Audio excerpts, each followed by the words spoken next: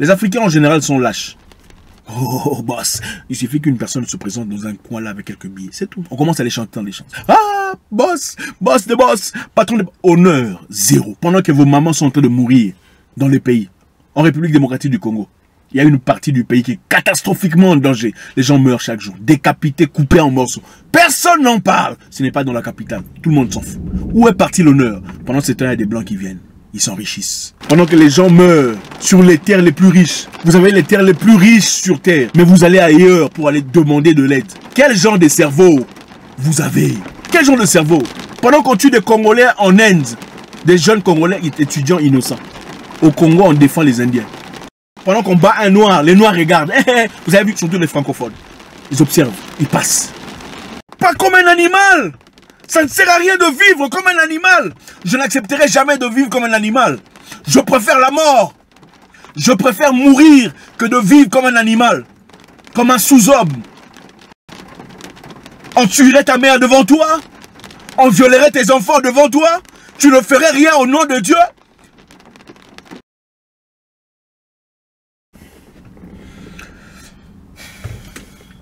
Aujourd'hui, il pleut. Mais ça fait du bien. Il pleuvra aussi des vérités aujourd'hui qui vont déranger. Donc cette vidéo n'est pas pour vous. Si vous avez un petit cœur, en tout cas c'est une façon de parler. Si vous n'avez pas de quoi supporter les vérités, si vous n'avez pas les épaules assez larges pour consommer ce qu'il y a à dire, je vous prie de partir. Parce que ce que je vais sortir ici, ça va déranger beaucoup de personnes. Et je pense qu'à un moment donné, c'est important. Quand les gens ne comprennent pas, des fois il faut parler leur langage. On ne dit pas la chèvre rentre à la maison. Ce serait complètement absurde. On prend la corde liée au cou de la chèvre et on tire. Pour que la chèvre sache qu'il est temps de partir à la maison. Aujourd'hui, on va parler dans ce langage. On parlera dans un langage approprié à ceux qui sont concernés. Aujourd'hui, on va encore une fois parler de l'Afrique et des Africains en général. Parce que c'est très important. La vie qui nous a été conférée est une vie très courte. Et beaucoup de gens ne comprennent pas. Beaucoup de personnes pensent qu'ils vivront éternellement. Ou peut-être pendant 200 ans. C'est impossible. Vous avez presque déjà vécu la plus grande partie de votre vie. Le plus important, c'est pas ce que vous faites aujourd'hui. C'est comment on se souviendra de vous après votre passage sur Terre. Les Africains en général sont lâches. Ah oui, ça commence. Hein. Si ça vous dérange, partez maintenant. Les Africains en général sont lâches. Ils n'ont pas des... Vous savez de quoi je parle. Je ne vais pas employer les mots là, sinon on va censurer. Les Africains en général sont lâches. Vous savez, il y a un petit moment, j'ai fait un commentaire. Et je disais, si j'étais là pendant l'esclavage, moi, Zach Mwekassa, je ne partirais pas aux Amériques. Je serais mort fusillé par des soldats avant de quitter mes terres. Je mourrais, oui, mais je mourrais debout. Beaucoup de gens se sont fâchés. Tollé général. Comment oses-tu dire ça? Comment est-ce que tu peux dire? Tu as bafoué, je sais pas quoi. Vous savez comment ça se passe avec tous les gens très sensibles. En fait, beaucoup d'hommes ne sont plus hommes, je réalise. Qu'est-ce que j'ai dit? Je répète. Si j'étais là pendant l'esclavage, je ne partirais pas aux Amériques travailler pour un monsieur que je ne connais pas. Souffrir et mourir. Je resterais là. Et je serais mort fusillé par un soldat. Beaucoup ont pleurniché. Ah, c'est Dieu! Ah, c'est Dieu qui aurait voulu! Et tout le tralala. Ça m'a choqué. On a même commencé à insulter les gens qui étaient d'avis avec moi. Ce n'était pas une interrogation. Ce n'était pas une façon de condamner ceux qui sont partis. Je parlais de moi. C'était une citation de moi, à moi. Si moi j'étais là, je ne serais pas parti. Avec l'esprit qui me possède, l'esprit qui m'a été conféré par le Créateur, je ne serais pas parti. Je mourrais comme un vaillant soldat.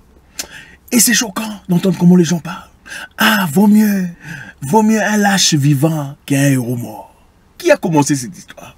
Vaut mieux un lâche vivant qu'un héros mort. Vaut mieux un lâche vivant qu'un héros mort.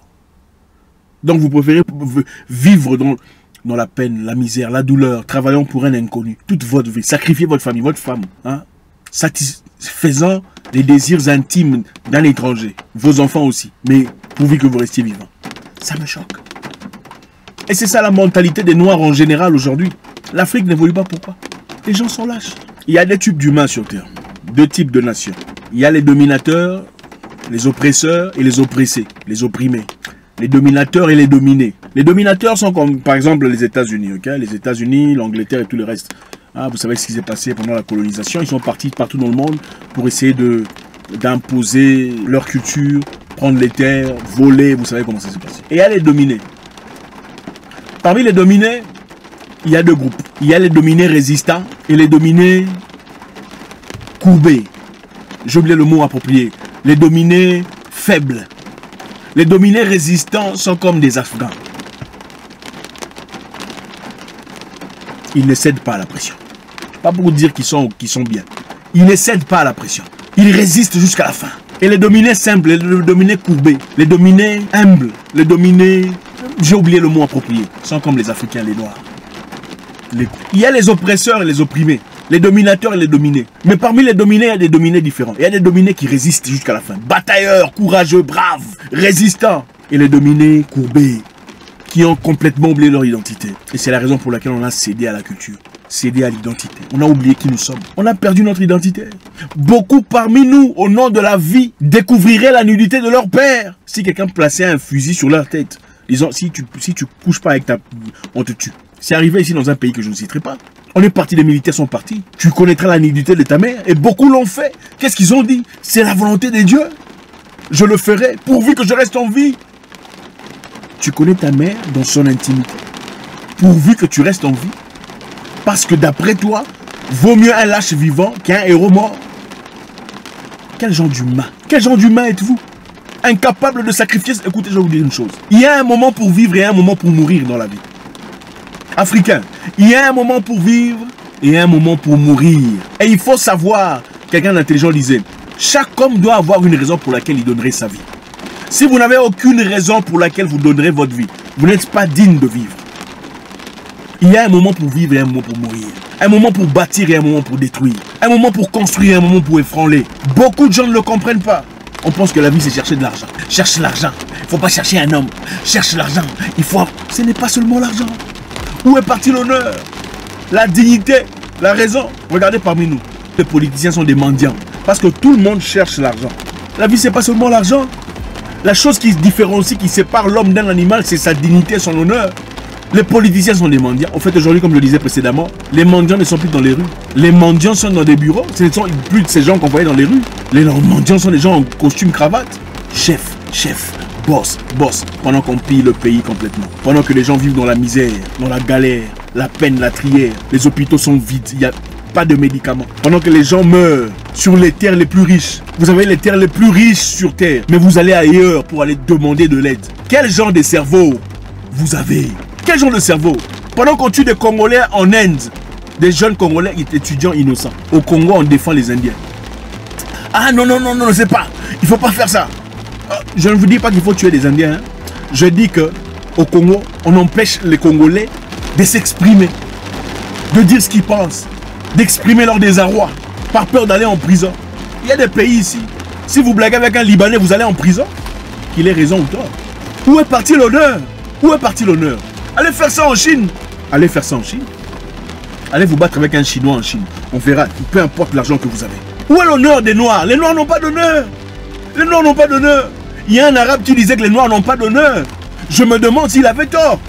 Il y a beaucoup ici qui coucheraient avec leur maman parce qu'il y a fusil sur la tête. Ah, ah, ah, Seigneur, épargne ma vie. C'est quel genre de vie? Quel genre d'humain tu seras après ça? Après avoir connu la nullité de ta mère? Quel genre d'humain? Tu n'es pas digne de vivre. Nous vivons dans la misère, la peine, les dictatures. C'est pourquoi? Parce que les Noirs sont incapables de s'élever comme un seul homme et se battre. Il y a un jeune Noir là, quelque part en France, qui lutte très souvent pour les raisons des Noirs, pour les causes des Noirs. On l'a jeté en prison. On ne peut pas nécessairement être d'accord à 100% avec une personne. Même Dieu ne fait pas l'unanimité, mais sa cause était réelle. C'est pour vous qui se bat. Où sont les Noirs pour le défendre? Où sont les Noirs pour se lever et marcher comme un seul homme? Libérez ce monsieur. Libérez, peu importe. Allez faire ça en Chine. Allez vous battre avec un Chinois en Chine. On verra, peu importe l'argent que vous avez. Où est l'honneur des Noirs? Les Noirs n'ont pas d'honneur. Combien de fois avez-vous vu on a battu un Marocain? Ou un Arabe? Où est l'honneur? Pendant qu'on bat un Noir, les Noirs regardent. Vous avez vu, surtout les francophones. Ils observent, ils passent. C'est incroyable. Pour prendre la liberté de quelqu'un ou d'un peuple, on ne le fait pas brutalement. On prend avantage par avantage par avantage. Doucement. On te ravit ta capacité d'aller acheter quelque chose parce qu'il te faut peut-être un bout de papier pour le faire. Vous criez, puis vous ne faites rien. C'est bon. On te ravit ensuite ta capacité d'aller voir ton voisin sans autorisation officielle. Vous ne vous levez pas parce qu'on l'a fait à un certain groupe de personnes, pas à vous. Donc vous vous dites que ça ne vous concerne pas. Peu à peu, on vient vers vous maintenant. On vous ravit aussi cette capacité. Vous ne pouvez désormais plus aller voir votre voisin. Ensuite, on vous ravit la capacité de sortir après un certain heure. Vous ne réagissez pas jusqu'à ce qu'on vous prenne. Comprenez une chose, même ceux qui vous dirigent sont des humains. Et les humains ont des défaillances. Chaque humain a des défaillances. Quand vous donnez trop de pouvoir à un humain, à un moment donné, il s'enivre de pouvoir. Ça n'a pas commencé aujourd'hui. Depuis la nuit des temps. Un peuple qui ne se lève pas est esclave naturel. Il y a un livre écrit par un docteur que je respecte, docteur Akosua, une Ghanéenne. Elle a expliqué dans ce livre que pendant l'esclavage, dans les Amériques, quand les Européens sont partis, hein, ils ont essayé d'assujettir les Amérindiens. Et pendant ce temps, on a fourni, enfin, pendant ce temps, ils avaient des désirs charnels. Et ils essayaient de partir vers des Indiennes. Et qu'est-ce qui s'est passé pendant ce temps-là? Pendant ce temps-là, quand on prenait une Indienne par force, qu'est-ce qui se passait après? Juste après l'acte, elle se donnait la mort. Certaines, même avant l'acte, se donnaient la mort. Il y en a qui acceptaient de mourir avant d'être forcés à se souiller de la sorte. Ils ont réalisé qu'au fil du temps, ils commençaient à perdre des gens. Parce que quand la femme se donnait la mort, avec du temps, elle encourageait d'autres personnes à faire de même. C'est à partir de là qu'ils ont commencé à forcer les Noirs. Qu'est-ce qui s'est passé chez les Noirs? Comme l'a si bien expliqué Willie Lynch. Pour ceux qui lisent, je vous encourage à aller regarder Willie Lynch. C'est un livre gratuit sur PDF. Willie Lynch explique que si vous forcez, c'est comme le cheval, hein, la femelle du cheval. Quand vous forcez à la femelle du cheval, vous la sujettissez devant ses enfants, qu'est-ce qui se passe? Elle-même commence à apprendre à ses enfants à ne pas résister quand le maître vient. C'est-à-dire, avec les Noirs, quand le chef ou le blanc, le maître se forçait sur la femme noire, elle allait curieusement raconter, apprendre à ses enfants, quand le maître vient, il ne faut pas résister. Pour pas te faire de mal, il ne faut pas résister. Laisse-le faire ce qu'il a envie de faire. Ensuite, il partira, il te laissera. Tu n'auras plus besoin à réapprendre aux enfants comment s'asservir, comment s'offrir dans leur intimité. C'est triste, cette histoire. C'est ce qu'on voit aujourd'hui. L'Afrique ne nous appartient pas. L'Afrique appartient aux multinationales. Les mêmes Africains sont les mêmes personnes qui résistent farouchement à d'autres Africains qui apportent une quelconque innovation. Oui, regardez un Africain venir. Oh non, je veux construire quelques maisons ici et là. Comme ça, on va créer des habitations pour les gens. Qu'est-ce qu'on lui dit? Ah, vous savez, on va passer votre dossier, mais avant de passer votre dossier, moi j'ai besoin de mes 25% et tout le bazar. On fait tout ce qu'il faut pour l'arrêter, pour pas que ça réussisse. Incroyable sur leur propre terre. Pendant qu'un Libanais s'approche, ou une personne étrangère, c'est la facilité totale. Et on a normalisé ce système. Et c'est pas que je suis contre les Libanais ou les autres, les gens qui viennent investir. Du moment qu'ils le font de manière claire, de manière propre, de manière à bénéficier tout le monde. L'honneur est parti où? L'homme noir est naturellement devenu un esclave, naturellement devenu, en fait, le parfait esclave, naturellement devenu un subalterne. Oh, c'est mon blanc. C'est ton blanc, ça veut dire quoi? Combien de blancs disent c'est mon noir? Pas dans le sens péjoratif. L'honneur est parti. Une génération des mendiants, des musiciens mendiants. Oh, boss, il suffit qu'une personne se présente dans un coin là avec quelques billets, c'est tout. On commence à les chanter dans les chansons. Ah, boss, boss de boss, patron de... Honneur, zéro. Pendant que vos mamans sont en train de mourir dans les pays, en République démocratique du Congo, il y a une partie du pays qui est catastrophiquement en danger. Les gens meurent chaque jour, décapités, coupés en morceaux. Personne n'en parle. Ce n'est pas dans la capitale. Tout le monde s'en fout. Où est parti l'honneur? Pendant ce temps, il y a des blancs qui viennent. Ils s'enrichissent. Ils sont toujours... Quand un blanc ou un Libanais vient directement, quelques temps après, bouf, building. Mais les Noirs sont où? Les Noirs sont où? Toutes les entreprises bien assises sont pour les étrangers. Comment est-ce possible? Où est le sens de l'honneur? Le Singapour a été colonisé comme l'Afrique. Ils ont traversé des moments très difficiles. Oui. Ils ont été, parlant de colonisation, ils ont été colonisés aussi. Mais aujourd'hui, elle est au Singapour. Beaucoup de Français sont réfugiés là-bas. Même si on ne les appelle pas réfugiés. Un Singapourien sur 35 est millionnaire en dollars. Un Singapourien, donc vous comptez 1, 2, 3 sur 35 personnes, un est millionnaire en dollars. Mais ils ont été libérés ici, au même temps que nous. On a été fabriqués comment? La lâcheté s'apprend. On apprend à son enfant à être lâche. Comme ça se désapprend aussi. On apprend à son enfant à être brave. On apprend à sa fille à résister. La dignité. Les papas deviennent des petits devant un jeune président. Ah, chef, où est l'honneur? Où est l'honneur? Il ne suffit pas de vivre. Il faut vivre comme un homme. Comme un homme vrai. Pas comme un animal. Ça ne sert à rien de vivre comme un animal. Je n'accepterai jamais de vivre comme un animal. Je préfère la mort. Je préfère mourir que de vivre comme un animal. Comme un sous-homme. On tuerait ta mère devant toi. On violerait tes enfants devant toi. Tu ne ferais rien au nom de Dieu. Parce que tout ce qui arrive, c'est Dieu qui l'a permis. C'est comme ça le genre de personne que vous êtes. Vous laisserez mourir votre famille. Parce que vous voulez vous cramponner à la vie, c'est ça? Quel genre de personnes sommes-nous? Encore une fois,